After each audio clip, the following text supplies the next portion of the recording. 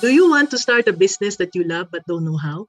Something that when you start it, all you have to do is just to grow it and you don't have to look for another business anymore.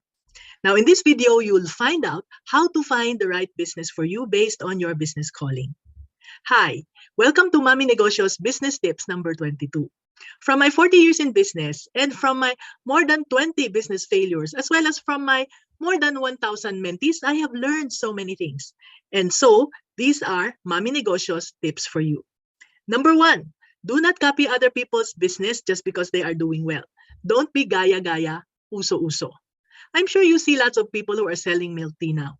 Before this, it was mango float. Even before this, it was siomai or water refilling station or food cart franchise. And even before that was the lechon manok stand. And for those who are older, they would know and remember Hat Pandesal. What's wrong with these businesses?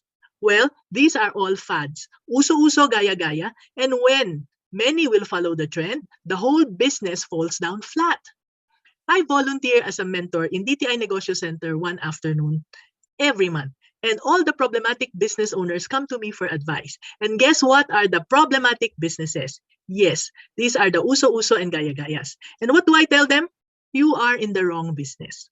Look for your unique business calling. For you to remember better, please type the word unique in the comments. Thank you. Now, this brings me to number 2. Do not be a halo-halo business. No, I don't mean don't sell halo-halo because halo-halo is a good business. But what I mean is that unless your business is in the barrio, where you own the only sari-sari store in the barrio, where you sell everything, you need to go narrow and deep. You need to focus so people will remember you. Does Chowking sell spaghetti or chicken barbecue? No. Chowking sells only Chinese food like noodles, siopaw, siomai, etc. Jollibee does not sell siopaw. They only sell Filipino-style spaghetti, burgers, fries, hot dogs, palabok, and other things. Now, Mang Inasal is a Filipino fast food. It sells chicken inasal, barbecue, bangus, etc. All Filipino dishes. No siopaw, no burger. Now, all of these belong to Jollibee Food Corporation, but each brand is known for something unique. Each brand has a unique image. Tip number 1 was no gaya-gaya because you have to be unique. Tip number 2 was no halo-halo because like the Jollibee Group, which is very successful, we need to go narrow and deep. Remember both these points when you go for your unique business calling. This is our last and third tip. Each of us has our own purpose or calling. Look at our body. When God created us, He made each part of our body perform different functions, right? Your body is not all eyes or all noses or all mouth. Imagine if my nose was a mouth and my eyes were 2 more mouths. It would be chaos if all of them start talking together, right? Each organ is unique. They were created with different purposes so that there is harmony in the body. Just like each of us was created unique with our own gifts and talents. Each one of us has our own purpose as well. This is why gaya-gaya does not work. If your sister, even your twin, opens a bake shop, why should you also open a bake shop? You will just end up fighting. No harmony at all.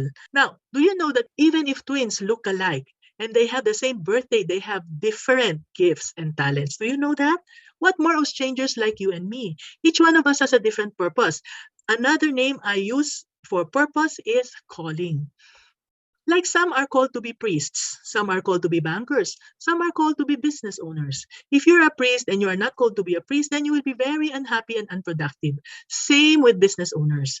You know you have been called if you cannot help it but have business ideas. Sometimes not many ideas, sometimes just one business idea, because this is very important. More important than having capital is having a business idea, and that idea comes from your purpose, your calling.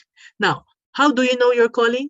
There are clues peppered all throughout your life, and you can find them in your DNA, like your parents, your grandparents, and you can find them also in your childhood, the games you played, your environment.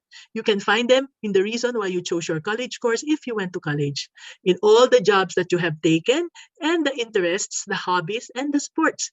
There are clues to pick up everywhere, and from there, you can see a common thread about how you have been called. Now, this is very easy for me to see in others, but it took me 40 years to recognize my own calling. In the first part of my life, it was teaching plus jewelry, and my calling was to be a successful businesswoman by teaching people to sell jewelry. But as I went into business that were not my calling, so I failed, and even if I learned many books and attended many seminars, I learned Now, teaching plus business failures plus business successes plus learning from book seminars, franchisors, and experiences is now my calling as your mommy N. So, there's only one calling. Is that true? Not really. Sometimes more than one, just like me. But one calling is always related to another.